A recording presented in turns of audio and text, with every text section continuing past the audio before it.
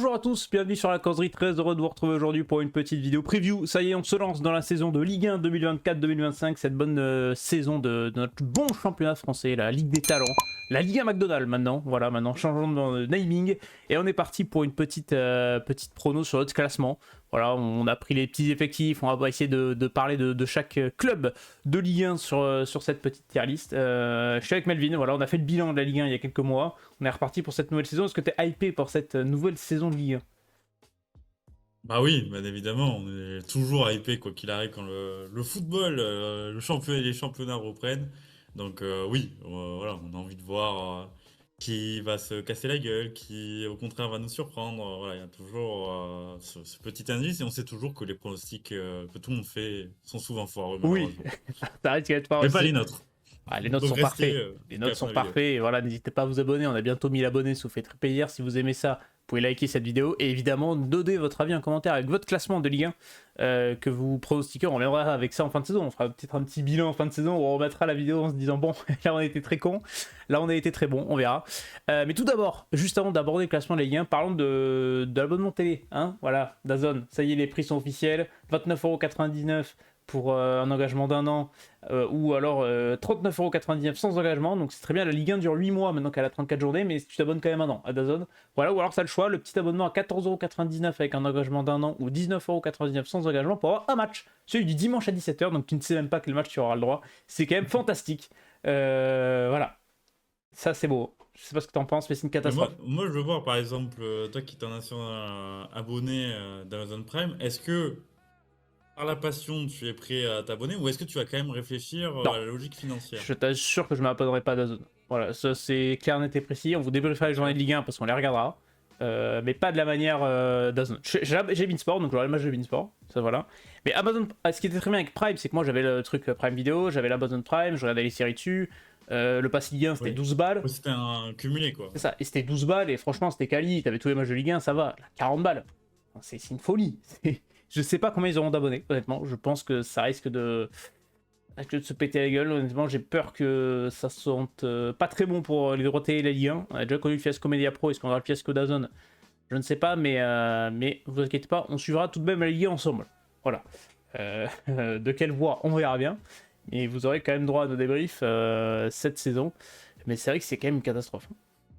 Mais bon, on verra ça. Je vais vous présenter la petite tier list de cette petite vidéo. Voilà, on fait sous forme de tier list avec donc les plusieurs catégories. Notre champion, notre candidat au podium, nos candidats européens, notre ventre mou, notre bas de tableau, notre barragiste et notre relégation. Je vous ai mis les places à peu près pour que vous ayez un ordre d'idée de combien d'équipes il y aura dans ces catégories. On peut mettre des équipes dans une catégorie, échanger après pour rectifier et échelonner tout ça. Voilà, et on a aussi les petites pages des équipes. Voilà, on s'est mis les petites pages des équipes. Là, par exemple, on a le Paris Saint-Germain, on a l'effectif, on a les petits transferts. Voilà, comme ça, sur Transfer Market, ça fait du bien. Et premier chiffre que je vais vous donner, déjà, c'est un chiffre général. Pour parler de la Ligue 1. Donc, la Ligue 1, c'est quoi? C'est donc 18 clubs avec les promus. Et c'est surtout des effectifs assez jeunes. Dans l'ensemble, non, parce que 25,4 ans de moyenne d'âge, c'est du classique côté championnat. On a les effectifs les plus vieux, celui de Saint-Etienne et Lens, 26,3 ans. L'effectif le plus jeune, Strasbourg, 22 ans. Et vous verrez que ça, on va en parler parce que ça va nous Ça peut encore intéresser. baisser. Voilà, ça peut encore descendre. Et ça, on va en parler. L'effectif le plus large, c'est le Paris Saint-Germain avec 34 joueurs, Lyon 33 selon Transfer Market. Le moins large, Nantes, Saint-Etienne, Brest. Et ça, par exemple, pour Brest, on va aussi en parler parce que ça peut jouer. Et puis la valeur moyenne d'un joueur de Ligue 1, c'est 7,18 millions d'euros avec une valeur marchande au total de 3,49 milliards d'euros avec Paris Saint-Germain qui occupe un tiers de cette valeur avec 926 millions d'euros de valeur d'effectif. Voilà, pour les petits chiffres larges de cette Ligue 1. On est parti tout de suite, on va pas perdre plus de temps que ça. Premier club à aborder, le Paris Saint-Germain, tiens, qui est en tête de gondole. Le Paris Saint-Germain, favori numéro 1 dans cette Ligue 1, j'ai bien l'impression.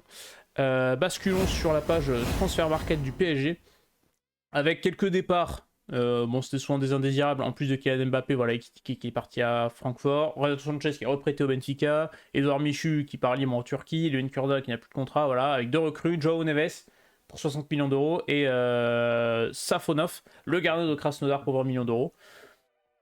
J'ai envie de dire, Paris n'a pas beaucoup perdu. Paris, je dois peut-être passer rapidement dessus parce qu'en fait, on va les attendre en Ligue des Champions, surtout PSG. Là, en Ligue 1, pour moi, ils sont champions, il n'y a pas trop Oui, de doute, quoi.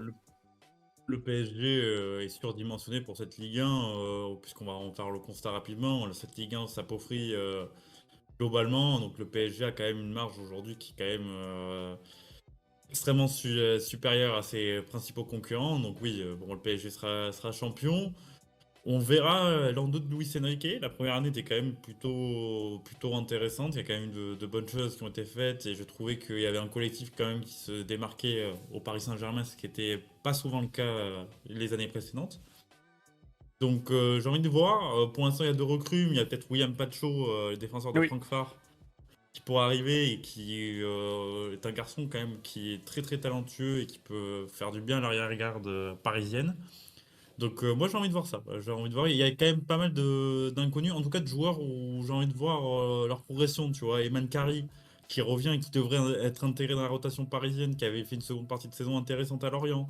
Voilà, il y a des joueurs où j'ai envie de voir Randal Colomwani, Ouais. Gonzalo Ramos. Est-ce qu'après une première année où c'était très très décevant, est-ce que déjà ils resteront d'ici le 31 août et est-ce que bah, ils réussiront à s'imposer au Paris Saint-Germain? Il y a quand même pas mal d'inconnus dans cet effectif. Ouais, moi je pense qu'il leur faudrait un ailier qui est capable de jouer dans l'axe aussi parce que bah, Barcola est tout seul à gauche, Dembélé à droite, t'as Asensio mais ça n'a pas convaincu, et devant t'as Colomboigny, Gonzalo Ramos. Moi je crois en Gonzalo Ramos, je pense qu'il peut s'imposer au PSG. Maintenant, est-ce que c'est peut-être un peu lèche pour la Ligue des Champions? On verra ça pour la suite de... Voilà, le Voilà. recrutement est pas terminé. On sait que dans l'idée, il y a quand même voilà, la volonté de recruter un neuf assez costaud. Maintenant, voilà, le marché est tellement lent et Oui. très compliqué que on n'a aucune certitude sur la suite du mercato du PSG. C'est ça, et surtout que bon, alors le PSG pas trop concerné, mais le mercato a pris beaucoup de temps à se déclencher en France à cause des droits télé, hein. Il y a eu beaucoup de soucis, donc c'est pour ça que certains clubs n'ont pas été forcément actifs. Mais on va mettre le PSG champion, comme ça au moins ça remplit déjà la case. Et puis on va aborder le deuxième club qui est peut-être tout aussi intéressant, c'est la JOCR. La JOCR qui monte, on dit Auxerre et pas Auxerre. Alors, on m'a repris dans les commentaires, donc je veux dire la JOCR. Auxerre, Voilà, je vais faire l'effort. La JOCR, j'ai regardé un petit peu l'effectif, et pour moi, ce qui est très important quand tu es un promu en Ligue 1, où tu as un club qui a, entre guillemets, pas beaucoup de budget, il y a un truc qui est plus important pour moi que les recrues, c'est le fait de pas perdre de joueurs majeurs. Et Auxerre n'a pas perdu ses joueurs majeurs. Ils ont toujours Gauthier qui était le meilleur joueur de Ligue 2 l'an passé. Ils ont toujours Donovan Léon, qui est un très bon gardien de but. On verra ce que ça va donner sur la saison. J'ai très hâte de le voir enfin titulaire indiscutable en Ligue 1. Ils ont gardé Joubal, qui est leur défenseur central capitaine, qui était très très solide l'an passé. Ils ont gardé comme ça ces joueurs-là intéressants. Ils ont gardé Raveloson notamment. Ils ont pris quelques petits transferts. La Koulibaly, alors je connais pas beaucoup, mais j'ai entendu beaucoup de bien, surtout quand tu viens de Norgeland souvent. C'est que tu as quand même oui. des qualités. On connaît la formation du club, donc c'est plutôt pas mal. Donc j'ai pas mal d'espoir en eux. Ils ont pris Gabriel Osso, qui a pas mal de matchs en Championship. Je crois qu'il y a une cinquantaine de matchs en Championship à l'époque où il était à Luton Town. Donc c'est d'expérience qui arrive, même s'il est encore jeune. Je crois qu'il a 24 ou 25 ans. Théo Bahir, bon, il sort d'une saison assez intéressante en première chip en Écosse, avec une petite dizaine de buts claqués, donc ça peut être intéressant de voir ça. Donc on sait qu'Auxerre a pas beaucoup de moyens. Ils ont une autre force aussi, c'est qu'ils ont Christophe Pellissier, qui est un excellent manager, un excellent entraîneur. Donc je pense que la JOCR va jouer le maintien, mais a quand même des arguments à faire valoir dans cette ligue. Je sais pas ce que t'en penses. Mais moi, je pense déjà la plus grosse plus-value par rapport à il y a 2 ans, quand Auxerre était remonté en Ligue 1, c'est Christophe Pellissier, qui connaît parfaitement la lutte pour le maintien en Ligue 1, qui a sa main mise sur l'effectif. On avait déjà senti quand même un frémissement lors de la seconde partie de saison où il est arrivé en cours de saison et on avait vu que ça s'était joué à peu que Auxerre se maintient. Donc pour moi, oui, ils ont quand même les arguments pour. Je les vois lutter jusqu'au bout, mais je les enterre pas. Voilà, je les enterre pas. Je trouve que cette équipe a quand même pas mal de joueurs de qualité. Je veux voir ce recrutement à l'heure. Voilà, c'est des transferts de post-formation, c'est-à-dire des jeunes joueurs quand même qui Hmm. peuvent ensuite revendre plus cher. Donc j'ai envie de voir. J'ai envie de voir cet effectif, si ça peut. Si la grève va prendre et si ce Auxerre va pouvoir se maintenir. Mais voilà, sur le papier, je les enterre pas. J'étais beaucoup plus dubitatif il y a 2 ans, avec un recrutement très foireux, on peut le dire. Alors oui, ça, Là, voilà, sur le papier, je me dis que quand même cette équipe est cohérente, a gardé son assise de l'année dernière, est allé chercher deux petits bons joueurs comme la Koulibaly et Théobert qui peuvent peut-être faire du bien. Voilà, moi j'ai envie de voir la saison. T'as pas parlé aussi d'Oneiwu, oui, c'est vrai, qui avait pardon. été très très Ouais. bon, très très bon en passé. Voilà, il y a quand même des arguments qui me font que ce Auxerre, en tout cas, ne part pas avec un train de retard sur la concurrence. Ben ça, c'est qu'ils n'ont pas perdu de joueurs majeurs, donc j'ai plutôt confiance en la JA. Je les mettrai bas de tableau, quand même. Moi, je les mettrai pas dans la charrette. J'avoue que mes deux relégués, je les ai peut-être un petit peu à l'avance. Le barragiste peut-être aussi, à voir. Mais je les mettais pas dans la charrette quand même. Je les mettrais en bas de tableau, je sais pas si t'es d'accord avec moi. Ah, moi j'aurais mis barragiste. Moi, Barragiste. j'aurais mis barragiste. Mais je pense barragiste, pas de tableau. Ça, voilà, Ouais, entre ça les se deux. joue un peu. Bah Voilà. écoute, on va le mettre barragiste en attendant et on équilibrera à la fin parce qu'il nous faudra un barragiste. Donc on pourra changer, rien n'est figé pour l'instant. On va passer au SCO d'Angers. Alors là, par contre, pour le SCO d'Angers, j'ai peut-être un peu plus de doute par rapport à Auxerre. Angers qui est monté de Ligue 1 de Ligue 2 à Ligue 1 pardon, l'an passé, mais qui a La connu remontée. beaucoup de carences j'ai trouvé en Ligue 2. Alors comme Auxerre, ils n'ont pas perdu beaucoup de joueurs. Ils ont perdu Yann Valéry, qui est parti à Sheffield Wednesday. Mais ils ont pris pas mal de joueurs libres. Ils ont fait quelques coups. Franchement, Aleoulou, Alevina, c'est des bons petits coups. Et Bumla de Bordeaux. Alors, il est très jeune. J'attends d'avoir une saison pleine pour Emmanuel Bumla, mais ça peut être un très très bon coup. Je suis moins convaincu par Jacques Comier, qui a eu beaucoup de carences avec Bordeaux l'an passé, pour avoir suivi de très très près les Girondins de Bordeaux. Ça, pour le coup, je pense que je peux en parler. Mais donc, à voir. Pareil, Angers, t'as pas énormément de moyens. Tu vois que t'as 9 arrivés, t'as pas un euro de dépensé. Ça tente des coups avec des joueurs libres, on le sait. Mais ils ont quand même gardé certains joueurs qui sont intéressants. Voilà, à voir ce que ça va donner. Ils ont un peu d'expérience aussi. Donc, pareil, je les enterrerai pas, mais j'ai peut-être un peu de mal à y croire à Angers qui arrive à se maintenir en Ligue 1 par rapport aux carences qu'il y avait surtout à l'an passé en fait en Ligue 2. C'est un mercato à l'économie. Oui.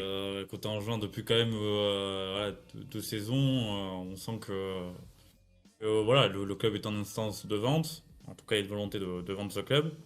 Et puis, bah, on se rend compte que oui, c'est effectif. Alors qu'il a réussi, qu'il y a eu des gros coups d'arrêt quand même Ouais. la saison dernière. C'est ça qui est un peu inquiétant. En fait, je trouve que, alors oui, ils sont montés directement au contrat de Saint-Etienne, mais en fait, tu te rends compte que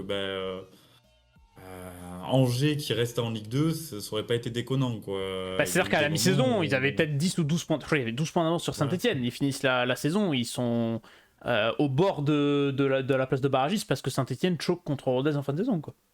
Et puis les recrues, bah, en fait, tu te rends compte que c'est quand même des joueurs. En tout cas, c'est pas des joueurs, on va dire, pour moi, qui évoluent entre bas de tableau de Ligue 1 et haut de tableau de Ligue 2. T'as pas des joueurs où tu te dis, c'est une valeur sûre, t'es certain que ça va marcher, que C'est pareil. Ouais. ça sera un argument de plus à Angers. Avelina, c'est un très bon joueur, mais on a vu que, voilà, en Ligue 1, c'est pas non plus l'attaquant qui va te mettre une dizaine de buts. Ecomier, Biomla, c'est des paris, c'est la jeunesse. Ils vont s'intégrer dans la rotation et peuvent peut-être s'imposer, mais voilà, c'est des joueurs a priori, tu te dis pas que Et ils vont pour le pas être maintien, titulaires la entre semaine prochaine. guillemets, ce Quoi. sont des valeurs sûres, voilà. Kalen Sarkus, c'est un bon joueur, maintenant est-ce qu'il a le niveau Ligue 1, c'est autre chose. Et Jean Daoulou, t'as l'inconnu de la saison dernière où à Strasbourg ça s'est très mal passé. Donc en soi, sur le papier, aujourd'hui, t'as pas une recrue qui me fait dire que ce Angers-là peut se maintenir en ligne 1. Moi, j'ai deux trucs que je veux suivre à Angers. C'est Loïs Diony qui a fait une excellente saison en Ligue 2 l'an passé. Donc, est-ce qu'il va pouvoir confirmer enfin à 31 ans de faire une excellente saison de Ligue 1? À voir, parce que lui, il va être important dans ce maintien, dans cette lutte pour le maintien pour Angers. Et c'est Alexandre Dujeu, qui aura enfin une saison pleine en Ligue 1 en tant qu'entraîneur. Et j'ai bien envie de voir parce qu'il y avait des choses intéressantes l'an passé avec Angers en Ligue 2 pour Alexandre Dujeu. Ils ont laissé le temps de se préparer, donc ça va être deux choses pour moi qui vont être assurées du côté du SCO. Maintenant, j'ai envie de les mettre relégués 17ème. Quoi. Ouais, moi aussi. Moi, je vois pas comment Angers peut s'en sortir. On peut toujours avoir une surprise et tout, mais Oui, quand tu vois sur le papier l'effectif, à la profondeur, j'ai un peu peur. Voilà, sur la ligne de départ, en tout cas, Angers me paraît le plus fragile, c'est très ça. clairement. Et encore, on est le 8 août, il reste un mois de mercato, Voilà. donc peut-être qu'ils vont se renforcer, trouver des joueurs. On peut se tromper, mais j'avoue que je pars un peu pessimiste pour le SCO malheureusement. Montpellier, eh ben, est-ce qu'on n'a pas notre première équipe ventre mou bas de tableau? Alors Montpellier qui s'est fait peur, hein, parce que les droits de télé, il fallait qu'ils tombent absolument pour eux, parce que sinon c'était la merde. C'est les 50 ans du club. Ils ont un effectif bah, voilà, tu perds Maxime Estève, qui était une de tes valeurs sûres en défense centrale. T'as aucune quasiment arrivée. Il était prêté à Burnley en seconde partie de saison Ouais. l'an passé. Le fonds d'achat a été levé. Léo Leroy, qui était c'est dans l'entrejeu, dans la rotation qui est parti à ses balles. Sacha Delay, bon, C'est c'est ça. pas surprenant. Il tente Je d'acheter, il me sais semble. que Je sais plus. J'ai vu des rumeurs passer sur un joueur, je sais plus du côté de Montpellier. Moussa El Tamari, on sait pas s'il va rester. voilà, aujourd'hui c'est l'une des plus grosses valeurs marchandes avec Accor Adams, mais je pense qu'Accor Adams, vu la seconde partie de saison l'an passé, ça me paraît quand même Ouais. compliqué d'avoir une offre qui corresponde à la valeur qu'attend Montpellier. Donc je pense que Tabary aujourd'hui, voilà, de ce que j'ai compris, il y a des intérêts au Moyen-Orient, mais lui souhaite rester hors d'Europe. Donc c'est un peu le souci. T'as Joris Chotard qui est sur la liste des transferts. Ouais, et qui est actuellement aux Jeux Olympiques. Et quand vous voyez Euh, les bandes bleues, là, je vais pas préciser, c'est que les joueurs sont JO, donc ils sont sûrement pas là pour la première journée, notamment de championnat, puisque Joris Chotard va disputer la finale olympique contre l'Espagne avec l'équipe de Tu France. vois que l'année dernière, tu as déjà galéré. Ouais, Ça a été quand même très, très, c'était très très dur. compliqué. Voilà, au final, tu t'en es sorti. Est-ce que la méthode Montpellier, d'Erzakarian j'ai un arriverait peu. pas à bout de souffle un petit peu là? Bah, c'est même pas la méthode d'Erzakarian. Pour moi, c'est Montpellier qui Oui, arrive hein, en bout de souffle. je suis d'accord avec Je toi. trouve que depuis plusieurs saisons, Montpellier glisse doucement mais sûrement, dangereusement, vers une relégation Ligue 2. Chaque année, il régresse. Euh, Ça fait quand même plusieurs saisons qu'on n'a pas un Montpellier dans la première partie de tableau. Et on se rend compte que ça devient de plus en plus compliqué. Il y a des bons jeunes qui sortent. Minkarelli, j'avais bien aimé en seconde partie de saison. Mais pour l'instant, ça me paraît léger. Là, le mercato, pour l'instant, est vraiment au point mort du côté de Montpellier. On a eu la rumeur à un moment du retour d'Andy Delors. De ce que j'ai compris, ça ne risque pas de se faire parce qu'il y a un litige avec son club qatari. Mais voilà, sur le papier, Montpellier, enfin entre guillemets, je sais que ça va jouer pour le maintien, vraiment. Pas deux, trois éléments intéressants, mais pareil, on l'a vu l'an passé, quoi. Et puis à Montpellier, t'as toujours cette crainte, t'as l'impression que les mecs sont en vacances au mois de février, quoi. C'est terrible. Donc ouais, moi je suis d'accord, bas de tableau, hein. Bas de tableau, Ouais. limite, je pourrais les intervertir avec Auxerre en tant que barragiste, ça me choquerait pas. Mais bon, on va laisser ça comme ça. Attention à Montpellier, hein, parce que tu l'as dit, chaque saison ça régresse. Et j'avoue que moi ça m'étonnerait pas que d'ici deux trois saisons, malheureusement, ça tombe. Sachant que financièrement, le club est pas non plus dans une bonne situation. Oui, faut louer le travail de Nicolin, c'est quand même propriétaire français, local, voilà, qui ont fait de bonnes choses à Montpellier. Mais pareil, Montpellier, c'est un sujet névralgique pour tous les clubs de foot. La question du stade, le projet de nouveau stade est pour l'instant au point mort. Il y a pas mal de choses qui font qu'à Montpellier, en fait, on est dans la expectative, on attend, on attend, on attend, mais à un moment donné, le coup près, lui, va tomber. Exactement. Et bien on va enchaîner, si tu le veux bien, avec un autre club. Là, ça va être un club qui a un peu plus bougé sur le mercato, c'est le Racing Club de Lens. Racing Club de Lens, donc nouvel entraîneur, Will Steele, qui est arrivé cet été, donc ça, chose à suivre évidemment, après son départ de Reims. Le RC Lens qui a perdu, bon pour l'instant qui a liquidé quelques, on va dire pas indésirables, mais quelques joueurs qui n'étaient pas vraiment dans Ah cet effectif. On va dire indésirables. si tu peux le dire, On va dire Adam indésirables. Buxa, Lucas Poreba, voilà, c'est Heureusement, pas heureusement du qu'il tout a dans marqué les à l'euro, plans. Adam Buxa, hein, parce que sinon, personne ne savait qui c'était, le pauvre. Hein, parce qu'il est arrivé à Lens. J'avoue que je voyais arriver à Lens, je me dis, ah, il peut faire quelque chose peut-être dans la rotation, etc. Il s'est jamais imposé. Donc c'est terrible.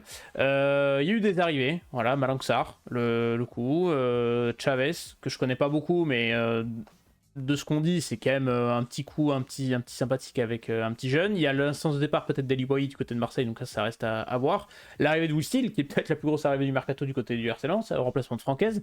Il y a une transition qui s'est faite, parce que voilà, Francaise est parti. On a eu le transfert avorté de Neil El Aniwi par rapport à une blessure, donc il va être indisponible pas mal de temps du côté de Lens. Il devait partir à Nice, si je dis pas de bêtises. Non, À Monaco. Monaco, pardon, oui, pardon, à Monaco. Est-ce qu'il y aura d'autres départs du côté du RC Lens d'ici la fin du mercato? Ça, c'est le point d'interrogation. Lens qui s'est fait griller la politesse l'an passé par Lyon pour l'Europa League, qui va devoir jouer la Conférence League soit contre l'Ajax, soit contre le Panathinaikos. Donc ça va être quand même un match aussi compliqué.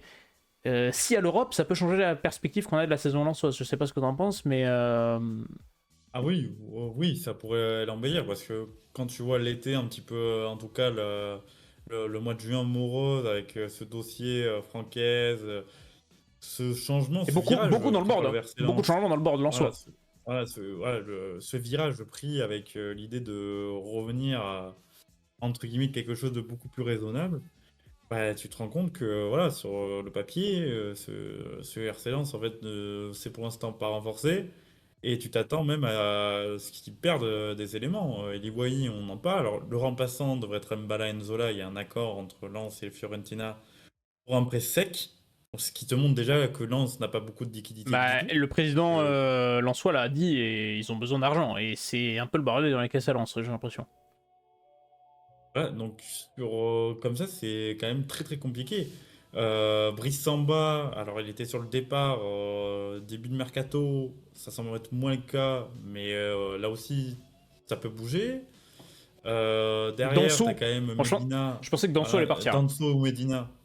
Danso Medina, je pense que s'il y a une offre avec une vingtaine de millions d'euros, ça réfléchit beaucoup.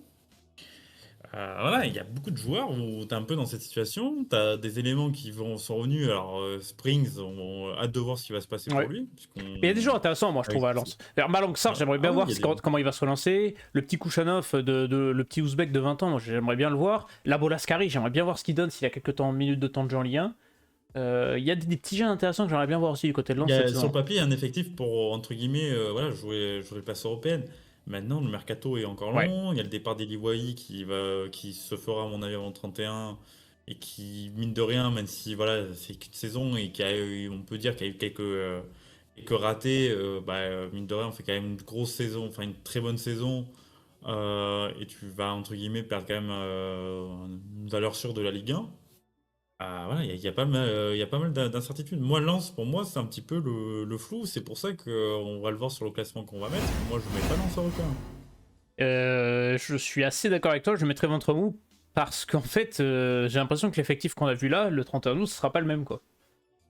Ouais, c'est ça. Et beaucoup de points intéressants, sachant que c'est la première saison de Witty, donc il va falloir régler les choses.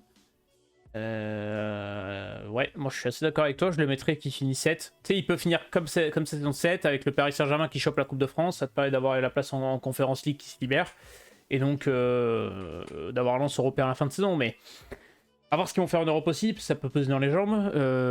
J'avoue que Lens, on est dans le flou et t'as totalement raison de le dire. Monaco. Monaco, plutôt sympa sur le papier, je trouve, Monaco. Moi, j'aime bien l'idée. Ils ont rajeuni l'effectif. Il y a eu des gros départs, hein, Ben Yedder, Mohamed Kamara notamment. Ça libère de la masse salariale. T'as les arrivées de Lamine Camara que j'ai beaucoup envie de suivre parce que très très bon joueur du côté de Metz qui a fait une très bonne Coupe d'Afrique des Nations avec le Sénégal. Thilo Kerrer, je pense que tu peux le relancer Elle avait du de côté de l'option d'achat, Monaco ouais. et lever l'option d'achat. Ikena qu'on avait vu à Amiens qui avait été plutôt bon, qui transfère à Antwerp, qui a fait une bonne saison à Antwerp, notamment qui a pu découvrir la Ligue des Champions aussi, qui va arriver du coup à Monaco, 17 ans. Alors, ils ont misé beaucoup dessus, hein, parce que 18 millions d'euros, quasiment 19. Alors t'as quelques joueurs qui sont au JO et qui vont revenir après, mais t'as un effectif qui est jeune, t'as quelques éléments d'expérience pour encadrer tout ça, t'as un entraîneur qui va faire sa deuxième saison, donc ça y est, il s'est acclimaté au championnat. Alors, honnêtement, Monaco a montré de très belles choses l'an passé. À voir ce que ça va donner. Voilà, maintenant, si le départ de Ben Yedder est compensé, je pense que Brelem Bolo a été blessé la saison passée. Je pense qu'il va revenir en forme. Il a fait plutôt un euro correct. Donc ça peut être qualitatif. Et maintenant, pour Monaco, moi, je les vois bien être candidats au podium. Moi, je trouve que Monaco, c'est l'un des effectifs les plus cohérents de ce championnat. Je trouve que depuis un an et demi, on a beaucoup critiqué Monaco pour le manque de cohérence dans sa stratégie, sa politique sportive. On se rend compte que voilà, depuis l'arrivée de l'attelage à 10 hauteur Thiago Scuro, voilà, il y a quelque chose de, entre guillemets, voilà, un cap qui a été dessiné côté de Monaco. Et voilà, on s'y tient. Donc franchement, c'est ça qui est intéressant. Même si la préparation est un peu compliquée, pour moi, Monaco, ça jouera le podium et je pense que, sauf accident, ils seront sur le podium. Parce que je trouve que cette équipe, voilà, a quand même pas mal d'arguments. J'ai envie de voir Ekilena, Ouais. voilà, qui va devoir peut-être à un moment se poser parce que tu as fait 6 bons mois à Amiens, tu signes à Antwerp, tu fais une saison, puis là, tu repars dans un nouveau projet. Donc, ça sera intéressant. Et on a un peu coupé ce Monaco qui a acheté 20 joueurs, qui en vendait 25 par mercato. Et tous les étés qui changeaient les trois quarts de l'effectif. Là, c'est bon. On a un Monaco qui commence à se stabiliser. Et franchement, il y a des éléments ultra intéressants. Moi, je suis fan de ce milieu de terrain. En plus, si tu rajoutes un Lamine Camara à côté d'un Denis Zakaria, à côté d'un Golovin, t'as Akiliouche, t'as Ben Seguir. Ah, franchement, sur le papier, ça a de la gueule. Donc, franchement, Monaco, ouais, candidat au podium de fou. Et on verra ce que ça va donner. Mais ça peut être ultra plaisant à voir jouer, quoi, franchement. On va faire une petite pause, rapidos. On a coupé, on fait ça en deux parties tranquilles. On a eu des petits contretemps. Mais on est parti, on continue tout de suite. Cette petite série avec Toulouse, le TFC Melvin qui a fait une saison ventre mou un peu l'an passé, qui a eu son épopée en Europa League, faut pas l'oublier non plus, mais qui a surtout perdu Tijalinga, qui est parti à Bologne pour 15 millions d'euros, il me semble, quelque chose comme ça. Pour 15 millions plus bonus, je sais pas si les bonus sont compris dedans ou pas. Ils ont perdu Anthony Rowe aussi, qui est parti du côté de Stuttgart. Voilà, avec les arrivées de Cresswell et de Jerry Sidibé en défenseur d'expérience, mais un effectif toulousain qui a eu un peu plus de pertes que de gains. Ils ont quand même, pour l'instant, conservé Guillaume Rest. Mais je sais pas ce qu'on peut attendre de cette équipe de Toulouse. Moi, je les vois aussi ventre mou, mais se stabiliser en Ligue 1 parce que ça fait pas non plus énormément de temps que se remonter. Alors, Guillaume Rest, je pense qu'il va rester. Moi, je serais plutôt plus inquiet pour Logan Costa, Oui, c'est vrai. qui a notamment des belles touches en Serie A.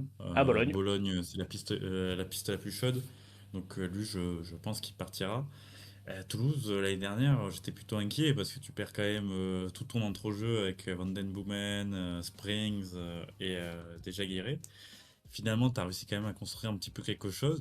Et ça va être intéressant cette deuxième année pour Carles Martinez-Noël. Ouais. J'ai trouvé Toulouse quand même plutôt intéressant dans sa façon de jouer, même dans sa façon de construire tactiquement, c'est-à-dire quand même avec plusieurs dispositifs innovés. Donc ça sera l'une des interrogations de Toulouse. Parce que c'est une équipe, c'est l'une des équipes où j'ai très très mal à voir ce qu'ils peuvent faire cette saison. Alors, Carles Martinez-Noël, il a quand même été mis en difficulté l'an passé. Il s'en est bien sorti finalement, il est resté. Il va retrouver Bourklal, hein, qui était blessé l'an passé, majeure partie de la saison, qui va pouvoir revenir. Honnêtement, j'avoue que moi, par ventre mou, je les vois pas. Je les vois pas autre part, hein, Toulouse. Hein. Vraiment. Pour l'instant, sur le recrutement, voilà, il y a Charlie Cresswell, on va Ouais. voir ce que ça va donner. C'est un défenseur plutôt solide où tu peux te dire ça peut apporter aussi un peu d'expérience à ton arrière-garde. Djibril Sidibé, c'est une totale inconnue. Oui. On va pas se mentir, hein, c'est pas le J'ai Djibril Sidibé j'ai pas suivi le EK Athènes. international. Pardonnez-moi. Voilà, il est resté quand même sur plusieurs expériences très compliquées, que ce soit sa fin d'aventure à Monaco et le prêt à Everton qui n'était pas non plus très concluant. Voilà, donc il y a quand même pour l'instant plusieurs interrogations. On va mettre ventre mou parce que je pense que cet effectif a quand même plus de qualité quand même pour éviter de descendre, mais va falloir recruter notamment un devant parce que départ Ouais. de Dalinga Qui va coûter cher. Je fait les mal mettrais quand bas même. de tableau, mais au bas de tableau, tu sais, une petite 12e place pour Ouais. Toulouse, ça me choquerait pas, tu vois. Pour cette saison. Alors, le FC Nantes. Alors là, on a eu du mouvement au FC Nantes. Le FC Nantes de Valdemarquita, c'est toujours quelque chose à regarder. Les arrivées, tout d'abord, parce qu'il n'y en a pas beaucoup, c'est Tino Cadevere libre. Il s'était prêté l'année dernière. C'est Thomas Sorba. Sorba Thomas, pardon, je suis mieux dans l'autre sens, qui arrive en prêt de Huddersfield, pardon. Et il y a eu tout le feuilleton autour de Mathis Sabine, qui a cru venir, puis pas venir, puis revenir. Ça a été un peu le bordel. Et finalement, il arrive pour 10 Et millions d'euros. Mais on a dégraissé hein, ce qui les. Vas-y, pour Ablin ce peut-être. qui s'est passé, c'est que Nantes a levé l'option d'achat d'Abin. Option de Rennes rachat, avait une clause de rachat, donc l'a racheté, pour finalement que Nantes le re-rachète. plus cher. Voilà, ça a été un feuilleton. 10 millions quand même pour le FC Nantes, c'est quand même un gros Ouais. investissement. Après, de ce qu'on a vu sur la seconde partie de saison, Il a je montré vais de belles même choses. dire, depuis l'arrivée d'Antoine Camboiré et de son passage plutôt sur le côté, je trouve qu'il y a quelque chose d'intéressant chez Mathis Sabine. Donc on va voir si ça se confirmer, parce que Nantes ça fait peur, parce que là tu vois la colonne de départ, elle est beaucoup plus remplie. Oui, bah, Là c'est Moutoussamy vite, on a vu parti, tous les départs. Descamps parti, Sissoko parti. J'ai pas mis tous les départs, mais t'as énormément de départs. T'as les gros salaires qui sont partis. Hein. Je pense à Sissoko, Moutoussamy par exemple, c'était les gros salaires. Alban Lafont est toujours là. Mais on sait que normalement c'est instant de départ quand tu vois les Il est déclarations de partant, fin de saison de l'année il est dernière. partant. Ça doit Lui veut partir. partir et Antoine Camboiré a N'en veut dit que pas. la porte était ouverte à un Il y a la départ. rumeur Voilà. Johan Le Penant avec prêt avec option d'achat. Je Nathan pense qu'il Zézé, va se concrétiser. Nathan Zézé pour l'instant est toujours là, mais à 19 ans, tu peux dire que c'est peut-être une valeur marchande s'il y a une offre. Voilà, Palois devait partir L'Inter finalement. Milan est dessus. C'est ça. Palois devait partir finalement, il a re-signé. C'est un effectif, moi je trouve très léger. Hein. Alors, ils n'ont pas de compétition à jouer, PSG qui ils est ont que amené à la Ligue 1. bouger. Mais l'effectif, PSG qui est oui, amené à bouger. c'est ça. Il est amené à bouger, mais surtout, quand tu vois, regarde là. Alors, t'as des Quand mecs tu qui peuvent vois dans dépanner. Mais regarde les colonnes de milieu de terrain, ils sont trois, les pauvres. Sachant que dans ces trois que tu cites, il y en a deux qui sont annoncés partants. Pedro Mollet. Chirivella était annoncé partant au début de l'été. Alors est-ce que finalement il va rester? Douglas Augusto c'est pareil, c'est deux joueurs qui étaient cités et partants. Donc on sait que le FC Nantes sur le recrutement c'est quelque chose. Ouais. On va pas se cacher, on a beaucoup de prêts et de joueurs dont on ne sait pas d'où ils viennent. Mais voilà, sur le papier, le FC Nantes fait peur. À chaque Ils fois, on vont dit pouvoir ça. À compter chaque fois, sur des ils vivent jeunes une peut-être. saison compliquée. Ils vont peut-être pouvoir compter sur des jeunes du centre. On sait que le centre de formation du FC Nantes, t'as toujours quelques joueurs qui sortent. On Oui, mais pense à c'est risqué. Mepillou. C'est très risqué, mais t'as Mepillou qui est encore là, même si je vois qu'il est blessé. Et c'est pas sûr, c'est pas certain non plus. C'est Mepillou est ça. blessé et sachant que Mepillou, la situation est très floue. Hein. De Ah mémoire, oui, il est en contrat jusqu'en 2025. c'est vrai. Lui, pour l'instant, n'a toujours pas prolongé au FC Nantes. Le FC Nantes, ça a été très clair. Il prolonge pas, il part. Il part, mais forcément, t'es obligé de tirer une vente. Mostafa Mohamed, pour l'instant, est toujours là. Voilà, lui qui a sorti une bonne saison l'an passé. Maintenant, le FC Nantes, moi je trouve qu'offensivement, ça manque cruellement de joueurs, mais dans l'autre jeu, c'est terrible. Le milieu de terrain du FC Nantes, pour l'instant, on ne sait pas de quoi il est constitué. Le mercato, il est clairement pas fini, parce que s'il était fini, ça serait très très inquiétant. Honnêtement, je les mets dans le bas de tableau parce qu'on a mis Auxerre Barragis, mais je serais pas loin tu vois, entre Montpellier, Auxerre et Nantes, on peut avoir un Barragis de luxe. Hein. Je sais pas où tu veux les mettre, mais si tu veux les mettre encore plus bas dans la relégation. C'est très compliqué le FC Nantes. En fait, chaque saison, on leur prédit la Ligue 2 et à Oui, chaque fois, ils ils s'en s'en sortent. sortent avec des coups C'est incroyables. très bien que Comboiré, Je peut-être suis qu'il va peut-être désolé. pas faire la saison, quoi, tu vois. Là, tout le monde, Comboiré, Voilà. Octobre, il saute. Valdemar Kita, il a quelque chose de. Alors, je sais pas si on peut appeler ça du panache. C'est-à-dire qu'il fait des erreurs et sa gestion est catastrophique. Mais au moment où, justement, sa gestion va être punie, il trouve toujours la petite idée qui fait que Nantes va se Et tu veux que sauver je te la donne de peu. l'idée Il va se sauver. je vais te faire un pari. Je t'assure que dans la saison, ce sera Habib Bey qui coachera le FC Nantes. Je, je te fais ce pari-là, parce que Valdemar Kita, il va faire ce genre de coup, il lui faut un nom.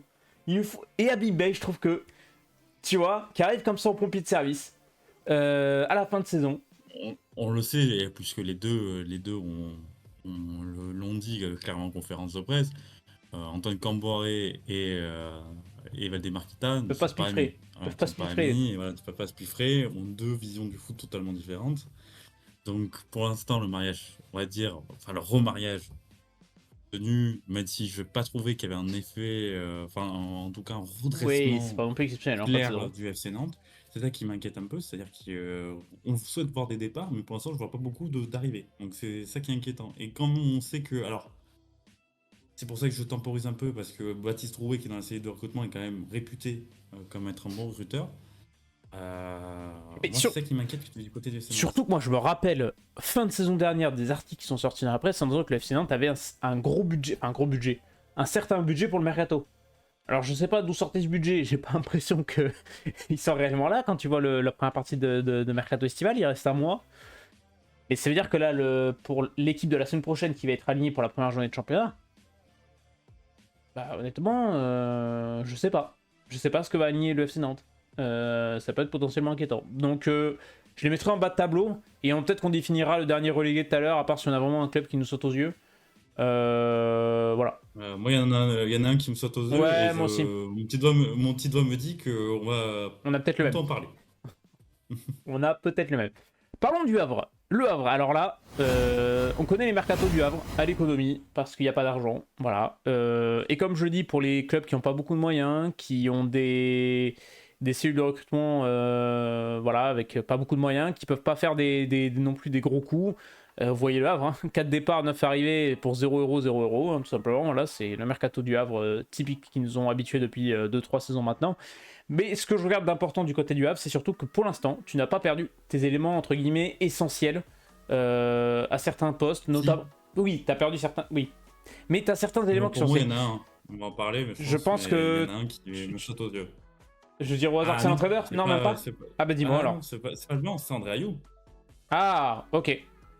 André Ayou qui a toujours pas re-signé au Havre, et pour moi, ça serait une grosse perte parce qu'au-delà de ses performances sportives qui étaient tout à fait respectables, c'est vraiment un leader sur le terrain, c'est dans le vestiaire. Oui, Dans le ça, oui. vestiaire et l'expérience, le Havre n'a pas beaucoup de joueurs, on va dire, tauliers pour la Ligue 1. Donc c'est ça qui me fait un peu peur côté Havre. Quand tu vois les arrivées, Sinon, c'est je vrai suis qu'il d'accord. n'y a pas beaucoup d'expérience. Hmm. Ouais. C'est un peu du très. Enfin, c'est cas, hein. C'est-à-dire, le Havre ne s'en cache pas. On prend des joueurs qui sont obligés, hein. On prend des joueurs de Libre. post-formation. Zouaï qui avait fait une très très bonne saison avec Martigues en National 1. Ouais, mais le gap. Bouneb qui est passé par les sélections françaises de jeunes. C'est des joueurs voilà, qui sont jeunes, qui ont tout à prouver et qui peuvent être des beaux paris. En parlant de paris, je pense qu'il y en a un aussi qui a été fait sur le banc. Oui, et juste avant qu'on aborde le cas Didier Digard et le départ de Lucas Elstner, qui était peut-être pas prévu par le board Havre, moi je trouve que tu t'arrives à garder Arthur Desmas qui sort d'une très bonne saison, t'arrives à garder pour l'instant ton capitaine Aruna Sanganté, qui est une balle marchande, qui aurait pu avoir des candidats sur le dos. Pour l'instant, il est toujours là. Gauthier Lloris est toujours là.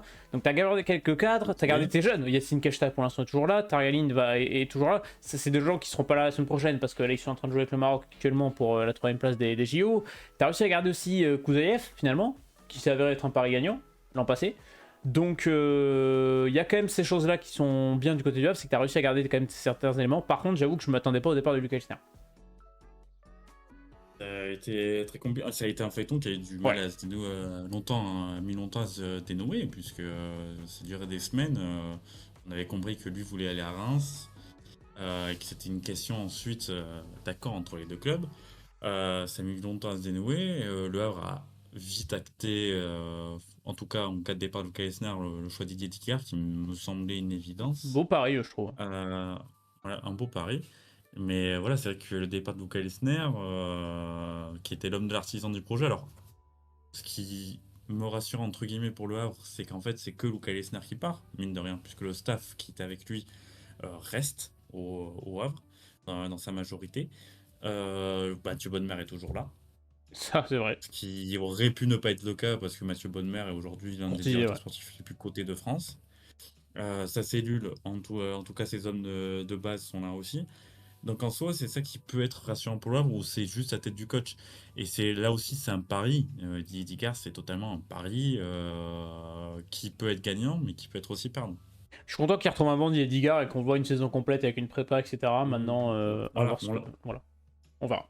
on l'attendait parce que la seconde partie de saison qu'il avait faite avec l'OGC Nice était très intéressante au-delà des résultats par le jeu et la manière dont il avait fait redresser cette équipe. Ça va être intéressant de le voir. C'est un ancien joueur du Havre, donc il connaît un petit peu le club. On va voir ce qu'il va faire dans un effectif il y a des joueurs talentueux, mais beaucoup moins que la plupart des clubs.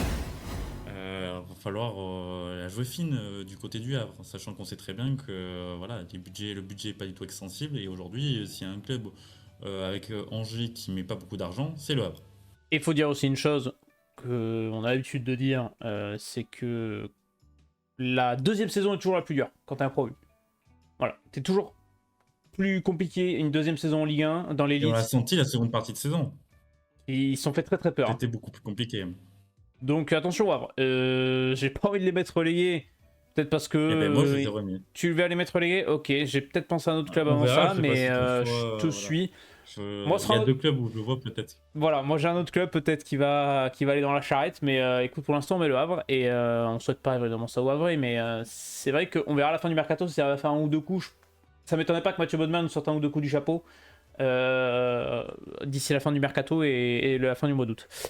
On enchaîne le LOSC. Alors le LOSC a déjà joué un match, puisqu'ils ont fait un match en qualif de Ligue des Champions, victoire 2-1, il me semble, c'est ça, à la maison. La dernière minute. C'est ça, nouvelle arrivée sur le banc, Bruno Genesio, qui a pris succession de Fonseca. D'ailleurs, Bruno Genesio est le premier entraîneur français à battre et Pep Guardiola et José Mourinho. Donc voilà, petite stat sympathique. Voilà, Pep Genesio qui nous fait toujours rêver. Plus gros départ, évidemment, Ligny Euro parti à Manchester United. Je crois qu'il s'est pété déjà Ligny Euro avec United, si je dis pas de bêtises, malheureusement. C'est pendant 3 mois. Donc ça, c'est vraiment dommage. T'as les départs libres de Youssouf Yazice et de Adamounas notamment. Bon, vu les problèmes qu'avait Adamounas avec le staff de Fonseca, c'est pas très étonnant. Olivier Létang essaye toujours de gérer les finances du LOSC qui ont été bien laissées compliquées par un certain homme d'affaires qui fait beaucoup parler en ce moment du côté du sud-ouest de la France, j'en dirai pas plus. Mais t'as des arrivées, moi je trouve très intéressant ce mercato du LOSC, parce que t'as de l'expérience avec Thomas Meunier, avec Aïssa Mandi, qui sont des joueurs confirmés, qui connaissent en plus la Ligue 1, donc c'est des arrivées d'expérience. T'as le coup Mbappé, on va voir ce que ça va donner sur la jeunesse, et puis t'as les deux arrivées, on va dire les financières, où t'as mis de l'argent avec, on le sait, hein, cette volonté de faire peut-être des plus-values derrière, puisque ce sont des jeunes joueurs. Qui arrivent de divisions qui ont l'habitude de promouvoir le football jeune, hein, les Pays-Bas et la Belgique. C'est la Belgique, on est d'accord. Oui, non, c'est ça, hein. c'est le cas de Malines. Voilà, Malines, j'avais un doute. Donc, le LOSC a perdu, entre guillemets, pour l'instant, que Ligny Euro. Voilà, Lucas Chevalier est resté. Jonathan David est toujours là, notamment. Donc, à voir ce qui va se passer. Je pense qu'il y aura peut-être des départs. Je sais pas si Mohamed Bayo, par exemple, est toujours dans les plans. Je sais pas ce qui va se passer, mais le LOSC, je trouve ça pas déconnant. Il y a aussi le cas Nabil Bentaleb, malheureusement, qui a eu ses problèmes cardiaques il y a quelques semaines, mois, il me semble. Donc voilà, il y a... Franchement, je trouve l'effectif du LOSC assez solide, hein, quand même. Bah, moi, je trouve ce qui est intéressant, c'est qu'en fait, j'ai pas l'impression que tu repars de zéro, loin de là. C'est-à-dire que même au niveau de la philosophie du coach, Bruno Genesio est pas du tout éloigné de Paulo Fonseca. Et je trouve qu'il y a une certaine forme de continuité qui peut être intéressant. Alors, je pense que pour le podium, ça sera compliqué. Mais pour rester européen, je trouve qu'en fait, tout a été fait intelligemment côté Lillois parce que pour l'instant, à moins d'une grosse offre, Zegrova va rester. Jonathan David, bah, j'ai plus tendance à penser qu'il va devoir rester. En fait, Lille a conservé ses forces et en fait prépare déjà les saisons futures parce que Sahraoui, alors on verra, moi ce que j'ai vu de son entrée contre Fenerbahçe, j'ai trouvé très intéressant. Donc il y a pas mal de joueurs où je me dis que ça peut fonctionner. Tu vois, même typiquement Mohamed Bayo, je me dis qu'elle soit un Bruno Genesio en termes de voilà Super sub, ouais. un joueur qui peut rentrer sur le banc, ça peut être intéressant. Et tu vois, quand tu vois les recrues, on parlait de Sarawi, Tan Mbappé, le milieu de terrain de Malines. Ce sont des joueurs de post-formation, mais en fait qui peuvent te faire du bien, quoi. C'est ça. D'autant plus avec une saison avec de compétition. Et on va attendre la confirmation de Zegrova, qui pour l'instant est toujours là aussi. Voilà, s'il Qui a reste... fait un bon match contre Fenerbahçe. C'est d'ailleurs grâce à lui qu'il y a le deuxième but, grâce à son idée de provoquer. Donc il y a des éléments offensifs qui sont intéressants. Défensivement, ça restait... Meunier. Ouais, Thomas Meunier, moi je trouve le pari Meunier pas con, hein, parce que ça va t'amener la profondeur de banc, c'est un mec qui a de Et l'expérience. Aïssa Mandi aussi. Et Aïssa Mandi, c'est pareil. Et défensivement, t'as besoin d'expérience, et je trouve que ce sont des paris, honnêtement, pour le prix, en plus tu les prends libres, ça va quoi. Ça, j'aimerais bien savoir, mais je pense que Bruno Genesio était un peu échaudé par la saison dernière du Stade Rennais où justement il lui manquait de patron en Ouais, défense. c'est vrai. Et je pense que c'est pas déconnant aujourd'hui d'avoir Aïssa Mandi et notre ami Thomas Meunier. C'est quand même deux joueurs expérimentés qui ont le vécu européen et international. Et je pense qu'ils vont faire beaucoup de bien à l'arrière-garde lilloise pour se stabiliser. Et on sait que Lille a un petit peu, je trouve, péché par trop de folie sur certains matchs Oui, depuis il manque 2 ans sous leur Paulo Fonseca. ouais. Et pour garder la tête froide et cette stabilité, pour essayer de gratter peut-être un peu plus haut, je pense que c'est pas inintéressant d'avoir ces deux joueurs. C'est ça. Il manquait un peu de calme et d'efficacité parfois dans le LOSC de Fonseca, mais c'était très agréable à avoir joué. Européen, je pense. Oui, européen, pour moi, C'est pas déconnant. Un autre c'est une équipe qui a suffisamment de qualité pour être européen et qui a suffisamment de qualité aussi pour faire valoriser certains joueurs voilà, dans sa politique de trading. Bon, parlons d'un autre cas qui a pas mal bougé aussi, enfin pas mal bougé, pas trop non plus, mais un petit peu pour du côté de l'OGC Nice avec la nouvelle arrivée, bah, c'est surtout Francaise sur le banc qui prend la relève après un Farioli qui est parti du côté de l'Ajax un an après. Grosse vente, gros départ, Kefren Turam, 20 millions d'euros, arrivée Tanguy Ndombele libre, alors celle-là, j'ai mis quand même quelques doutes. Donc on verra si c'est un pari gagnant, mais souvent les paris Tanguy Ndombele ils ont été perdants, donc on verra. Et l'option d'achat enlevé sur Morgan Sanson, je trouve qu'il faisait une bonne saison à Nice, donc je trouve ça pas déconnant d'avoir levé. Une très très bonne saison. Et Jonathan Klaus, je trouve pas le pari fou, je trouve le pari juste de la part de Nice, de faire venir Klaus, pardon, j'arrive à parler. Donc à voir, t'as quelques départs, mais t'as surtout gardé pour l'instant Jean-Pierre Todibo, qui je pensais allait partir, pour l'instant il est toujours là. On verra s'il part. Il manque peut-être un central, je dirais à Lille, parce que bon... C'est l'objectif de Francaise. Voilà. Qui aujourd'hui dans Nice Matin, très clairement fait comprendre que ça commençait à devenir un problème urgent parce que Todibo, très, très honnêtement, ça sent vraiment le départ. Oui. Aujourd'hui, lui veut la Juventus de Turin. Il y avait une offre qui correspondait beaucoup plus aux exigences de Nice de la part de West Ham, mais lui ne veut pas, veut absolument la Juventus. Aujourd'hui, voilà, Jean-Claire Todibo, je ne fais aucun doute qui partira avant la fin du mercato, mais ça t'oblige à recruter un central. Tu as plusieurs pistes, le défenseur de Al-Ahly en Égypte notamment. Là, tu as Miyaki Faye qui vient de sortir du bois, qui était déjà une piste de OGC Nice au mois de janvier. T'as plusieurs noms, mais il va falloir recruter urgemment parce que Dante a quand même beaucoup d'âge. Mais Je ça, en suis pas fait, sûr qu'il fasse. t'es pas au bout qu'un monde Dante pendant la saison, il s'écroule parce que physiquement, ça commence à Ah devenir oui. compliqué, tu vois. Et en fait, plus t'avances, plus t'es dans l'inconnu. Malgré qu'ils tiennent toujours la baraque. Donc, il va Ah, falloir quand bon, même un au moins, il troisième te faut central, deux, hein. Enfin, là, ils en manquent ou deux. même un quatrième. Oui, oui, Un voilà. quatrième Faut parce doubler que les postes, hein. Ndachimie, moi je préfère au milieu de terrain. C'est un très bon joueur, je préfère au milieu de terrain. Donc, à voir du côté de Nice, surtout que t'as l'Europe. Donc, va falloir doubler les postes hein, pour Nice. Le Paris Ndombele, moi, j'avoue que bon, J'y crois pas. je suis pas fan, hein. Moi je suis très clair, j'y crois pas. De sa conférence de presse, il m'a vraiment pas donné une bonne impression. Quand tu dis je ne reviendrai jamais au joueur que j'étais, bah, c'est très lucide. Mais en soi, en fait, le souci, c'est que ça tue les directs de la communication de Nice, parce que Nice te recrute en espérant que tu retrouves ton meilleur niveau. Et c'est vrai que Tanguy Ndombele a quand même eu depuis 2 3 ans des problèmes divers. Ça me paraît très compliqué. Après, on n'est pas à l'abri qu'il se Ah oui, relance, ça, et et on le souhaite, tant c'est mieux un pour très Nice beau et joueur de tant mieux foot, pour hein. lui. Voilà. Mais sur le papier, moi, honnêtement, voilà, si aujourd'hui j'ai une pièce à mettre, j'y crois pas à ce pari, quoi. Ouais. J'espère qu'on retrouve un Gaëtan Laborde d'attaquant axial. Il a un peu souffert de jeu sur un côté l'an passé. Je sais pas si Francaise je le remettra dans l'axe avec Terem Moffi. À voir. Mais non, mais globalement, après Nice, bah, t'as la perte de Kefren Turam, t'as potentiellement ce flou au Elle niveau était de la... attendue. Oui, et ce flou au niveau de la Et défense voilà. centrale, mais sinon, globalement, l'effectif est solide, hein.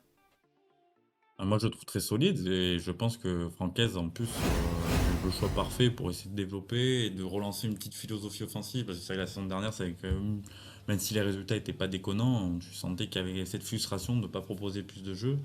Tu as quand même des joueurs très intéressants pour proposer de belles choses.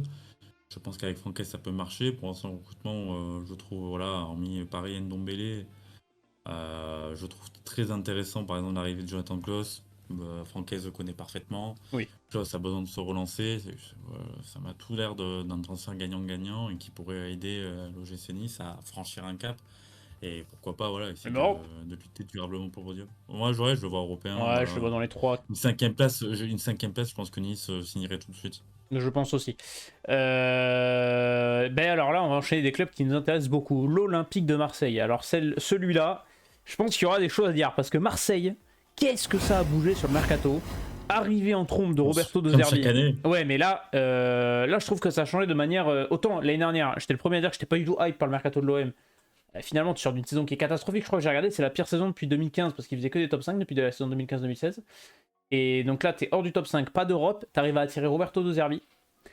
Et alors par contre, je me suis pas penché dans les comptes financiers de l'OM parce que je sais pas comment ils arrivent à refinancer des saisons comme ça à chaque fois en dépensant énormément. C'est un mystère. J'avoue que je ne sais pas, ils ont beaucoup dégraissé au niveau de la massage. Je pense qu'ils étalent beaucoup de paiements de transfert, mais je suis pas rentré dans le truc donc je pourrais pas donner de plus d'infos que ça.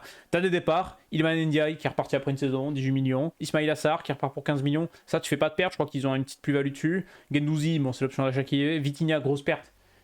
Financière dessus parce que tu l'achètes 30 patates, tu le revends 16 donc tu perds la moitié mais au moins tu arrives à liquider. Klaus pareil il voulait partir, tu le fais partir, mais alors par contre niveau construction d'effectifs, moi c'est le mercato olympien en termes d'arrivée. Je pense que c'est un des mercatos qui me hype le plus en Europe parce que avec Roberto De Zerbi on sait que ça va jouer normalement à 4 derrière. Mbemba, on sait pas, ça va se barrer. Le seul souci que moi que j'ai avec Marseille quand je regarde cet effectif là, c'est quand je vois les joueurs d'expérience qui restent, c'est des mecs qui sont indésirables. Paul Lopez, 29 ans, expérience, ils veulent le dégager. Mbemba, 30 ans, expérience, ils veulent le dégager. Gigot, 30 ans, expérience, ils veulent le dégager. Verretou, expérience, 31 ans, ils veulent le dégager. Ce qui fait que derrière, t'as plus beaucoup de cadres d'expérience en fait dans cette équipe de Marseille. Est-ce que l'effectif serait pas trop jeune après pour résister à la pression phocéenne, marseillaise et la Ligue 1? C'est une des questions que je me pose Moi, en moi. tout cas, voilà, je trouvais que, à juste titre, Pablo Longoria méritait les critiques de la saison dernière. Il méritait d'être encensé sur les 2 saisons d'avant parce que je trouvais que les choix qu'il avait fait étaient plutôt pertinents. Là, c'est vrai que sur ce mercato-là, on a retrouvé quand même un esprit inventif.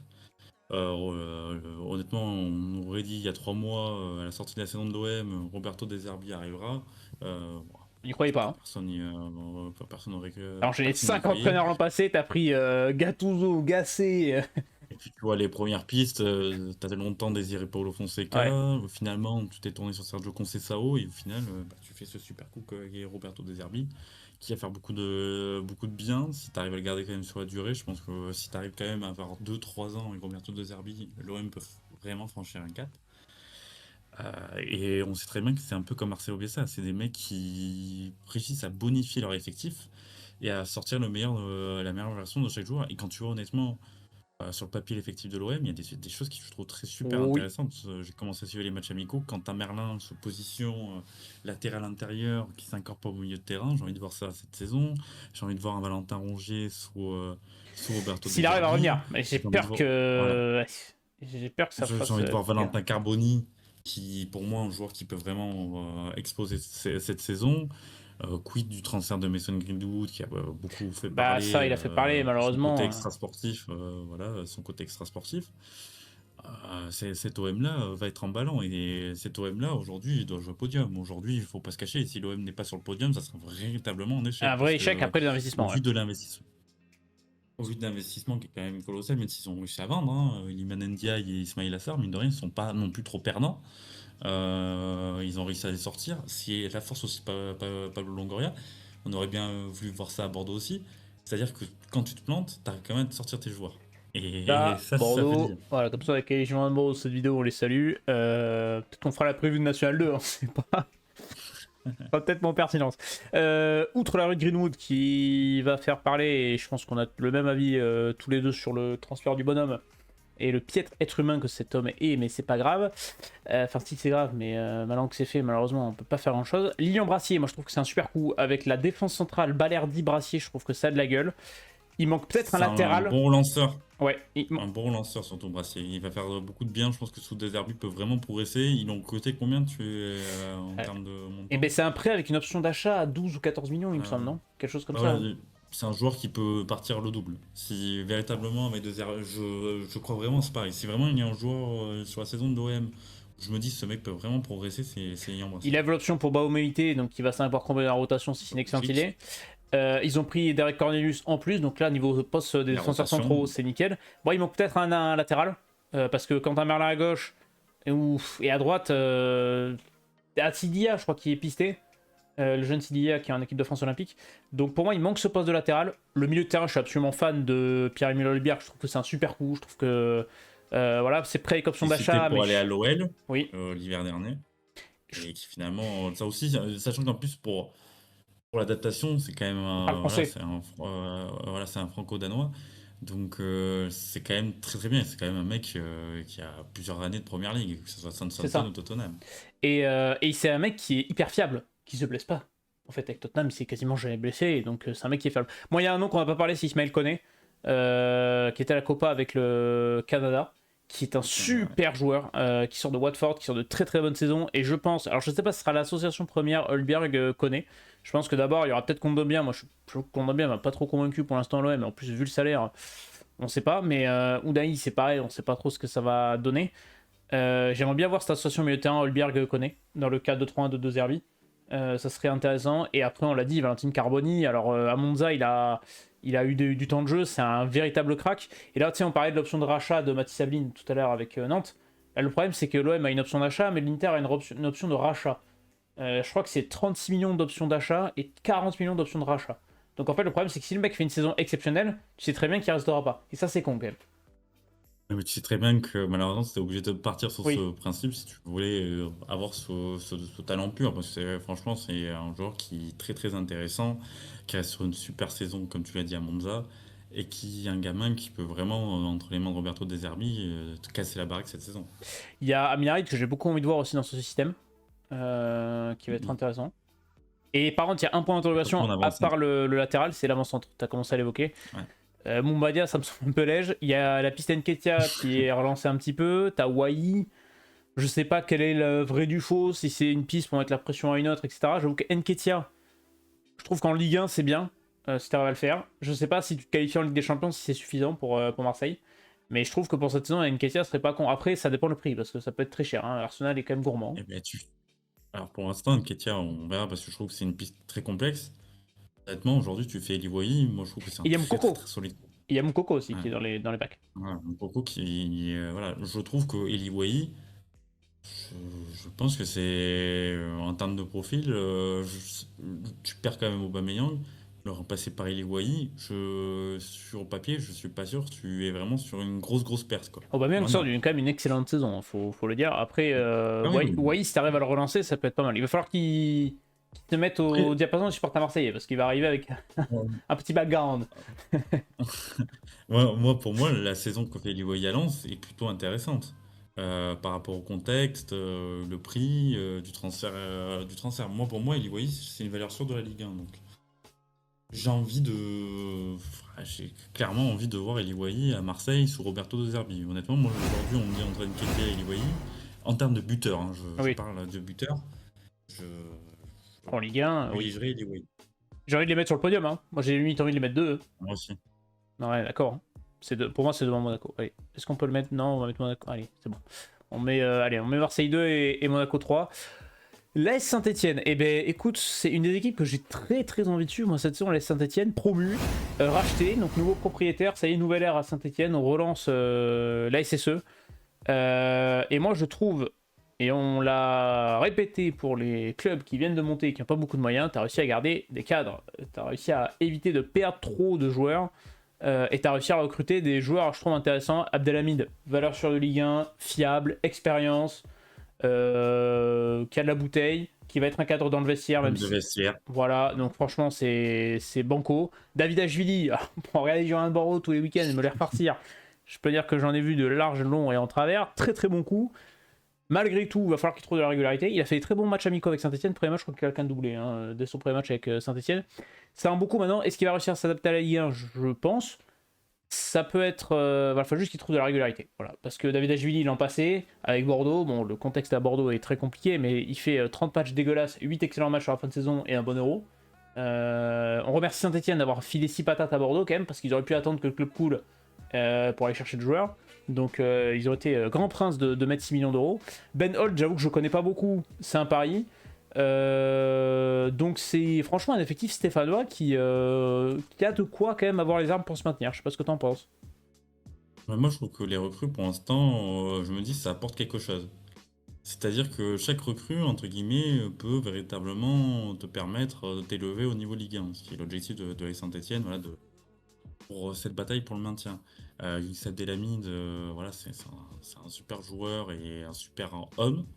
Donc c'est une super recrue. David Agili, on sait qu'il lui reste encore des choses à parfaire, mais on sait aussi que c'est un joueur qui est capable de dynamiter n'importe quelle défense quasiment.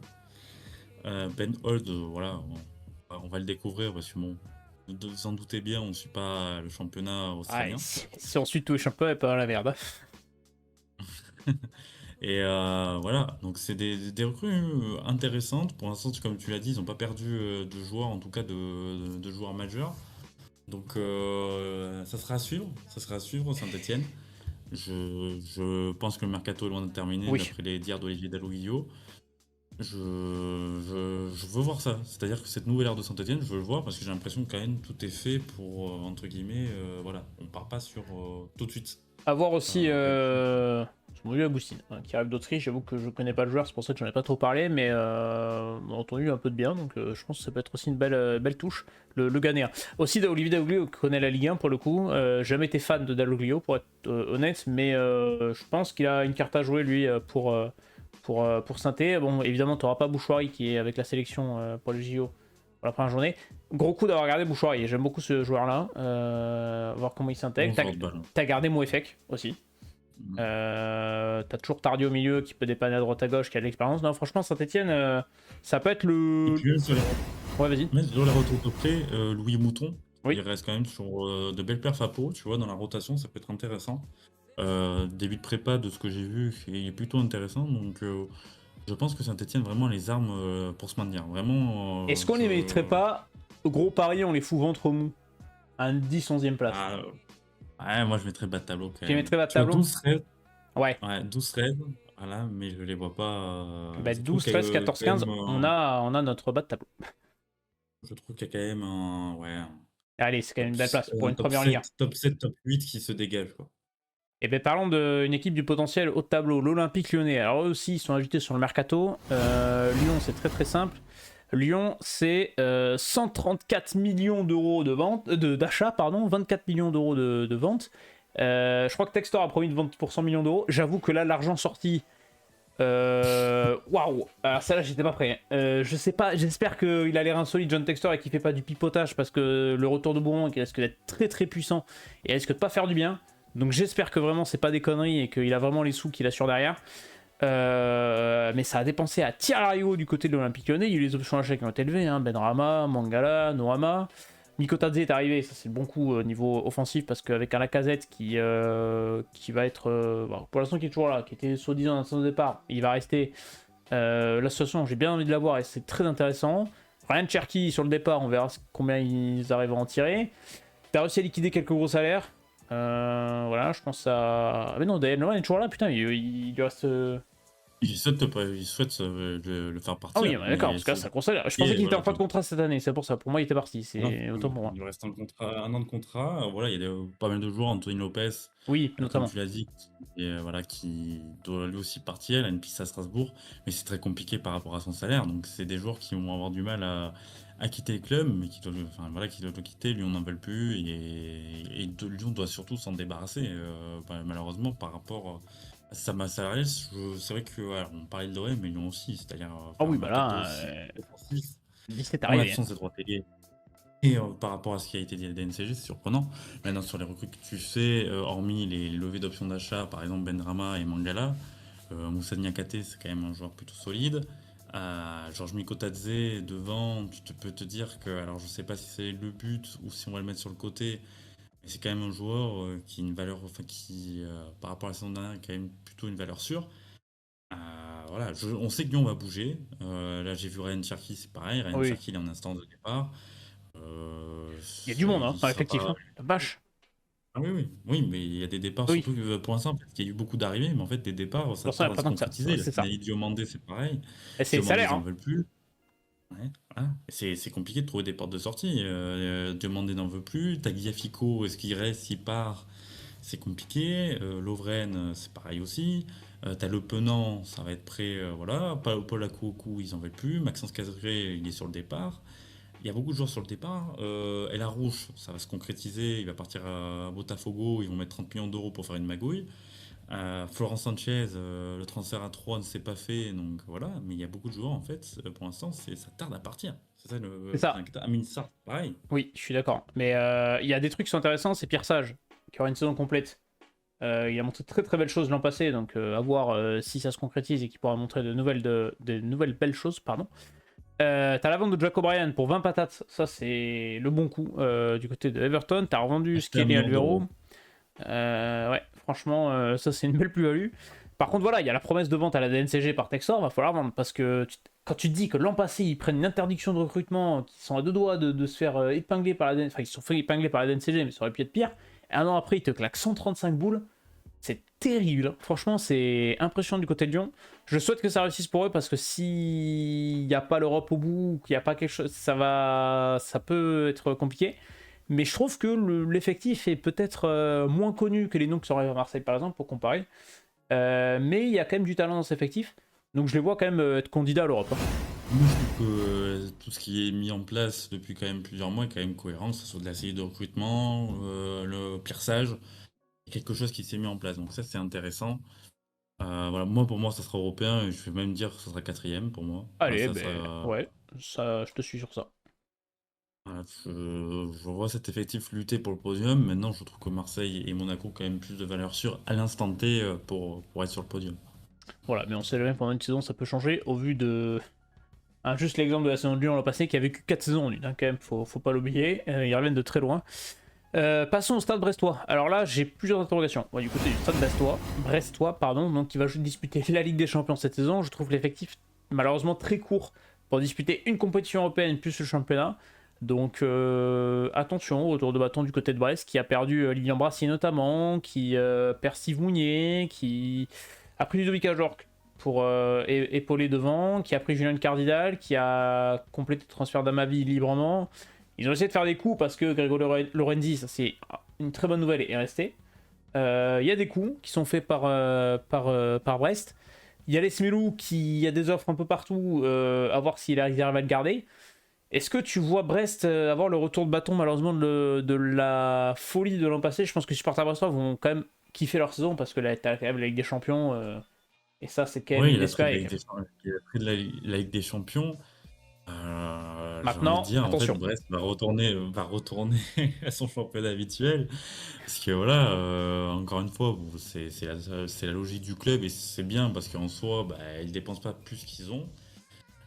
Donc ils font des mercato à l'économie, même si là c'est un peu plus compliqué ces mercato, parce qu'en fait les clubs se disent mais attendez, Coco, vous êtes en Ligue des Champions, vous avez de l'argent à dépenser. Sauf que Brest a raison, c'est-à-dire qu'ils sont européens cette saison, et à 99% ils sont pas européens la saison d'après. Donc je trouve que c'est intéressant les profits qu'ils ont pris, à genre pour se relancer.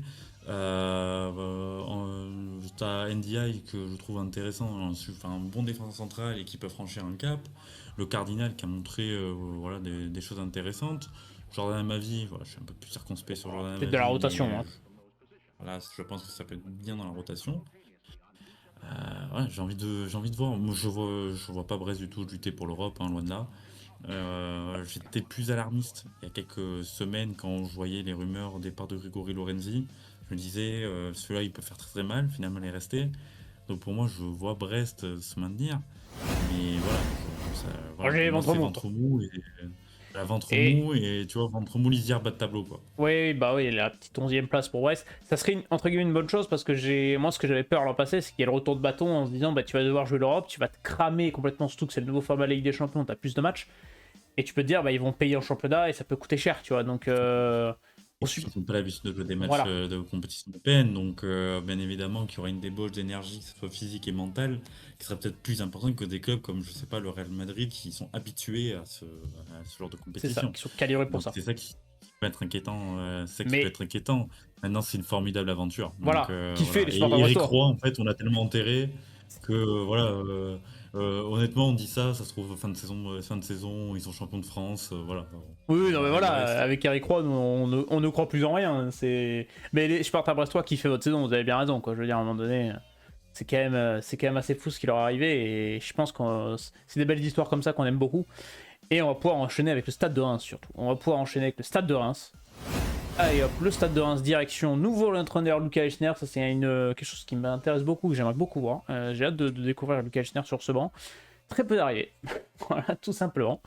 Quelques départs, Thomas Fouquet, un peu d'expérience qui part. Benjamin Stambouli. Et oui, parce que pour ceux qui ne savaient pas, Benjamin Stambouli était au Stade de Reims. 7 matchs la saison passée, une passe D, je crois. Pour Stambouli. Abdelhamid est parti, donc tu perds quelques éléments d'expérience. T'as pas, je pense que le mercato est pas fini, mais après t'as beaucoup dépensé l'an passé, donc c'est un effectif qui bouge pas trop et qui doit confirmer peut-être voilà cette place dans cette première partie de tableau de Ligue. Hein. Je trouve que tu as beaucoup investi. Reims, l'année dernière, avait quand même pas mal investi et j'étais très ambitieux pour Reims parce que pour moi, j'avais les pronostics européens. Ça n'a pas été le cas. Pour moi, alors on avait dit, bon, échec tout relatif de la saison. Pour moi, c'était quand même un échec parce que je pense que ce mercato était fait pour justement franchir ce cap et, à l'image du RC Lens, tutoyer les places européennes. Ça n'a pas été le cas. Il y a eu le psychodrame Wilson qui, pour moi, a flingué la saison de Reims dès le mois d'octobre. Où de ce petit jeu de, entre guillemets, je suis intéressé par d'autres clubs, mais je suis sous contrat avec Reims. Ce petit jeu, je trouve, a fait très très mal à Reims. Voilà, je trouve qu'il y a des torts des deux côtés, mais a fait très très mal à Reims. À de voir, Lucas Lesner mérite cette chance parce que je trouve Ouais, que voilà, c'est un choix logique. Il fait de très bonnes choses. Là, avec un effectif quand même qui est un peu plus dense et un peu plus talentueux, j'ai envie de voir ça. Les recrues, bon, Cédric Ipré, qui est quand même un joueur qui a tourné un peu sur la Championship. On va attendre parce que je pense qu'ils attendaient aussi un peu de vente. Et là, avec et quasiment Amir Richardson, voilà. ça va partir à la Fiorentina. Voilà, on va voir ce que va faire Reims. Mais voilà, sur papier, franchement, Reims a tout de faire une très très belle saison. Il y a des jeunes aussi qui poussent. Ça, c'est mon côté suiveur du Pau FC, mais Terence Koudou, j'avais trouvé plutôt intéressant à Pau. J'ai envie de le voir sur une saison complète à Reims. Il y a des jeunes qui montent côté rémois, donc honnêtement, ça va être intéressant. Ouais. Ça va être intéressant la saison. Pardon, mais Euh, Ludovic Butel est quand même troisième gardien. Ah oui, c'est l'expérience. Si tu sais, c'est le Nicolas Pento. Voilà, c'est le mec, il va arrêter à 43 ans, ça fait Ça, 5 ans qu'il a plus joué à un match de foot, mais il est toujours là. ça c'est l'expérience. Ça. Mais là, c'est l'expérience, expérience. Ça, c'est très beau. Donc voilà, mais oui, je suis d'accord avec toi pour la vision de Ron, j'ai rien à ajouter en réalité. Et c'est vrai que le départ d'Amir Richardson va faire un peu mal, mais t'as quand même gardé quelques éléments intéressants. Donc je vais voir ce que ça va donner sous Lucas Elsner. On est d'accord, ventre mou quoi. Donc, Ouais, ventre voilà. mou, c'est 7ème, Mais 8ème. voilà, c'est ça. La lutte quand même avec Moi, l'Europe, je pense mais qu'il y a voilà. peut-être une année de transition qui va s'opérer avec cette grève Luka Eisner, peut-être un retour un peu plus. Voilà, on a beaucoup investi l'an passé, ça n'a pas fonctionné au marché. Reims, c'est quand même un club solide. Pour moi, c'est dans le top 5 des clubs qui travaillent le mieux en Ligue 1. Voilà, j'ai envie de voir, enfin, je vois pas, voilà, je vois Reims faire une saison convenable et je les mettrai pas européens parce que je trouve quand même ce championnat, en tout cas, la lutte pour l'Europe qui va être quand même très dense et relevée. On enchaîne. Le Stade Rennais, et pareil, ça a bougé. Pareil. Rennes, c'est simple. On a toujours Julien Stéphane, mais on a vendu. Enzo Lefebvre, Martin Terrier, Bellossian, Ablin, Raider. Voilà, on a liquidé une partie de l'effectif. On a fait venir des joueurs, toujours dans cette optique, j'ai l'impression, de plus-value. Quand je vois un mec arriver de Bodo Glimt, je m'inquiète pas. Je pense que c'est un bon joueur. Parce que c'est pareil, c'est comme Dorgeland, c'est les clubs qui travaillent bien avec des jeunes intéressants. Donc on verra ce que ça va donner. Mais bon, j'attends ce défenseur central d'expérience toujours.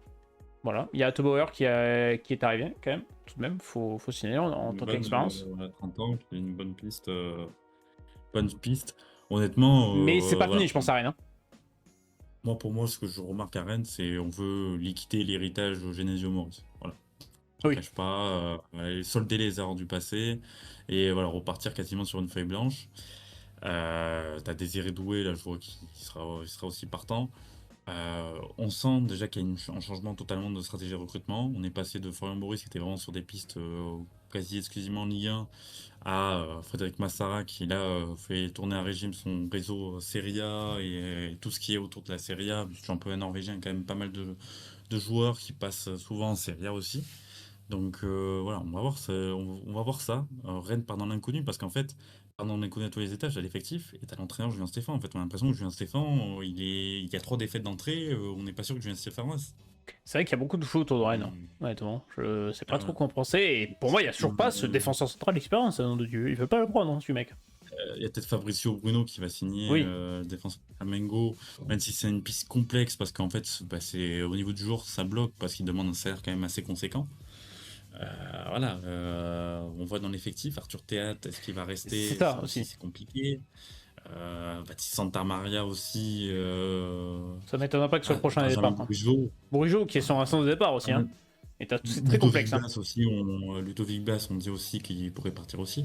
En fait, tu te rends compte qu'à Rennes, quasiment aucun joueur est assuré de rester, quoi. C'est ça, c'est clair, vous faites la vidéo, mais dans un mois, fin août, fin de mercato, il y a... Kalimundo, alors Kalimundo, il est quand même annoncé plutôt partant.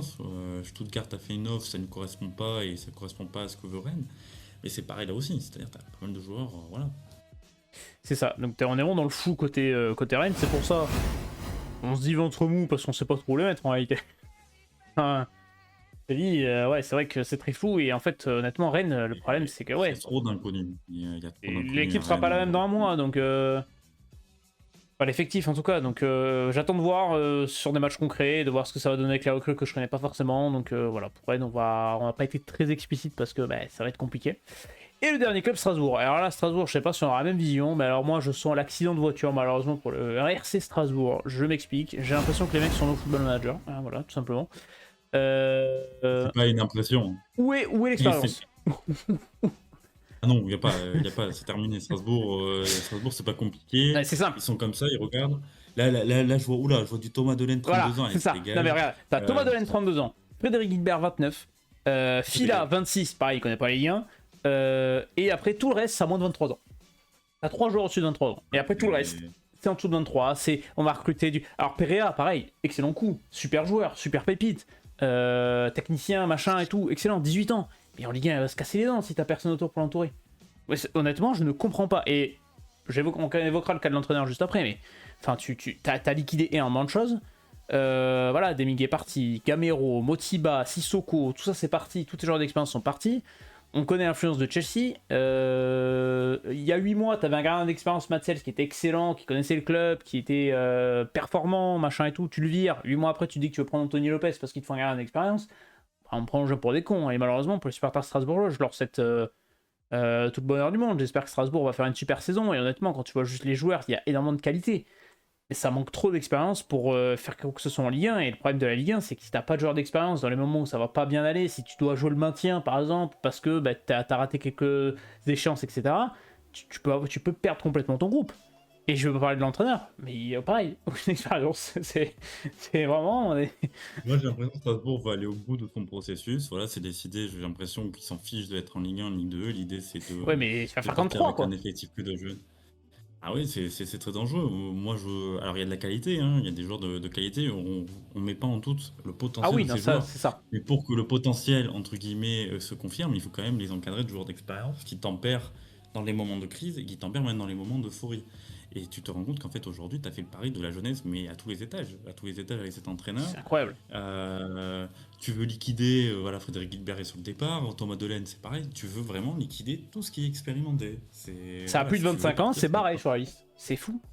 Voilà, c'est ça. Parce que la Ligue 1 est un championnat qui est dur. C'est-à-dire Voilà. qu'il te faut ces mecs d'expérience. C'est pour ça qu'on se fout de la gueule du FC Nantes tous les ans, qui fait des saisons kata, mais qui arrive à se maintenir. Parce qu'ils ont cette expérience-là, en fait. Et si t'as pas cette expérience de jouer le maintien, si t'as pas cette expérience même quand t'es dans le milieu de tableau, tu sais pas trop quoi jouer, si t'as pas ces joueurs-là qui sont capables de t'encadrer, de te donner une direction, que ce soit au niveau du coach ou des joueurs, c'est compliqué. Et pareil, la gestion de l'entraîneur. Patrick Vieira, on n'a jamais été fan tous les deux. On l'a fusillé plusieurs fois, Patrick Vieira, parce qu'on n'est pas fan du Vieira Ball. Mais le virer 2 semaines Oui, mais après, tu vois, je vais mettre un bémol. On n'est pas fan et tout, et ça, je l'ai dit dès la fin de saison dernière. Je suis pas fan de ses choix tactiques et de sa façon de manager. Enfin, j'ai toujours dit et j'ai toujours eu un bémol, et ça date de tout GC Nice, et voilà, ça continue jusqu'à aujourd'hui. Quand on voit, parce qu'il est passé sur la saison, parce qu'il en a avalé des couleurs, ah oui. parce que le départ de Matt Sells le dernier jour du mercato d'hiver, Et je suis c'était pareil désolé, avec Bellegarde à l'été. voilà, mais je trouve qu'en fait, il a avalé beaucoup de couleuvres et qu'en fait, bah, finalement, sur le résultat brut, je te parle pas du style Oui. de jeu, je te parle pas de la progression des joueurs, sur le résultat brut, je trouvais que c'était pas c'était pas, voilà, Bah, ils se sont fait peur. déconnant pour Strasbourg. Ils se sont fait peur l'an passé, mais ils ont finalement réussi à accrocher le maintien solide. Mais faire la gestion, quoi. Tu le vires 2 semaines après le début de la prépa, enfin, ça n'a aucun sens. Ouais, après un bilan, j'ai pas l'impression que, voilà, preuve du contraire, que Marc Keller gère quelque chose aujourd'hui. Oui, je suis pas Je sûr. pense qu'aujourd'hui, c'est un peu un président fantoche, malheureusement pour lui, et que bah, dès que beaucoup a une lubie, il applique, et lui est obligé de l'appliquer, sinon ça sera le premier à sauter. Voilà, bah, il sera remplacé par un président de moins de 25 ans. Et d'ailleurs, je trouve que l'entraîneur est trop vieux. Hein. Il est plus jeune que Mathieu Dreyer, qui est encore effectif. C'est quand même très drôle. Mais bon, bref. Ouais. C'est vrai, voilà, et cet entraîneur, voilà, moi je Je vois le connais truc. pas. Alors, Je connais pas. je Je ne pourrais voilà, pas je ne connais juger. pas, on le jugera cette saison, mais je vois déjà certaines vidéos qui sortent distillées par la communication du RC Strasbourg. Tu sais, j'ai C'est vrai. l'impression que c'est un peu un truc Netflix où le mec te dit, ouais, on va jouer la Pep Mais, Guardiola. Moi, j'ai mais entendu tu des te entraîneurs dire rappelles, ça. mais tu te rappelles J'ai de entendu. Kisnerbo. Voilà. J'ai vu ça, j'ai entendu un Alain Casanova en conférence de presse se dire que je vais s'inspirer du jeu du FC Barcelone. Moi, je suis désolé, ce genre de Ça passe communication, ça me plus. trompe pas. Moi, je veux des actes, je veux des actes. C'est facile de dire, ouais, je veux ce type de jeu, du click and pressing, on va y aller, on va presser, on va faire mal, on contre-attaque et tout. Oui, t'as des joueurs adaptés à ça. T'as des joueurs, t'as un petit peu cette philosophie avec des joueurs un petit peu, tu sais, les championnats Voilà. germanophones, l'Autriche, voilà. Tu sens que ces joueurs peuvent l'appliquer, mais aujourd'hui, partir avec une équipe que de jeunes, franchement, c'est culotté. Et C'est très enfin, compliqué Strasbourg, en fait. Je me dis qu'ils peuvent toujours rectifier le tir, ou en c'est tout ça. cas, Ça se trouve, à la fin de saison, on dit, mais bien vous, Liam Rosinor, super. Le mec a fini 9ème de Ligue 1, saison solide. D'accord, voilà, il peut-être. part à Chelsea, voilà, c'est Voilà, bon. d'accord. C'est acté, Et voilà. j'y crois pas une seule seconde. Mais peut-être qu'on va se tromper. Et je souhaite au supporter Strasbourg qu'on se trompe et que Strasbourg fasse une très très belle saison. Mais je veux dire, tu as plusieurs facteurs quand même qui rappellent les stacks. Et les stacks, je veux dire, Kiss Norbo, pareil, on faisait les communications, on a quand même un... Moi, je me rappelle d'un reportage Prime Vidéo où le mec t'expliquait ses schémas tactiques, la façon d'occuper l'espace, c'était trop intéressant. Sur le papier, j'étais oui à 200%, je me suis dit, mais ça, c'est très intelligent de sa part, etc. Il s'est pété les dents, 3 a jamais voulu le virer, donc est-ce que si Rosseignor fait de mauvais résultats au bout de 6 mois, est-ce qu'ils vont oser le dégager? Je sais pas. Enfin, c'est un truc qui est tout con, mais regarde l'éclecticité de, je sais pas si c'est un mot qui existe, de l'effectif. Tu parles quelle langue dans le vestiaire? Tu parles anglais, tu parles français, tu parles espagnol. Déjà au niveau communication, ça va être compliqué. T'as aucune expérience. Honnêtement, ça pue l'accident de voiture, je suis désolé. Si je dois mouiller, ça pue l'accident de voiture. Bon, moi, l'anecdote là sur ce clip là, que j'ai vu, c'est que Rosenior, alors dans la traduction du club, voilà, j'ai pas non plus un niveau extraordinaire en anglais. Dans la traduction du club, ils disent ouais, Rosenior explique juste que voilà, il veut des passes plus précises et tout. Et l'autre dit ouais, il vous a pas dit depuis le début, mais il trouve vos passes. Alors je vais un peu caricaturer, à chier. Donc voilà. C'est ça qui est très très fort. Et c'est pour ça que pour moi, Strasbourg, je peux pas les mettre au milieu de tableau. Je suis désolé, mais j'ai pas envie de me mettre dans la charrette parce que t'as quand même de la qualité, mais j'ai peur de l'accident de voiture. Hein. Honnêtement, Strasbourg. Moi, je mets bas de tableau. Je mets bas de tableau parce que je pense Il qu'ils sont bas de tableau. faut qu'on remonte quelqu'un du coup. On remonte Toulouse. Saint-Etienne. Allez, Saint-Etienne. Allez, la 11e place. Et honnêtement, je lui mets bas de tableau, mais j'espère pour Strasbourg qu'ils seront... lutte avec Nantes. Ouais. Pour moi, là, le Montpellier, Nantes, Strasbourg, ceux-là, attention. Et les 6 clubs là, à partir de Montpellier, je pense que ça sera la lutte. Ouais, la lutte pour le maintien, pour moi, seront dans ces 6-là. Et sur le tableau, tout convient. Parfaitement. Il a une belle trogne, écoutez, on est parti. Et ben voilà, ça fait, je sais pas combien de temps, ça fait 1h30, hein, je pense qu'on y est, mais ça nous a fait plaisir de faire ça. On a fait un bon débrief, on fait une bonne preview, on fera peut-être ça pour la Ligue 2 aussi. J'espère que ça vous a plu. Vous pouvez liker, vous abonner, mettre dans les coms votre prono, votre tableau de Ligue 1. Et nous, on se retrouvera très prochainement pour une nouvelle vidéo. Merci Melvin d'avoir accompagné sur ce petit sujet très très sympathique. Et nous, on se retrouve très prochainement pour une nouvelle vidéo. Ciao tout le monde.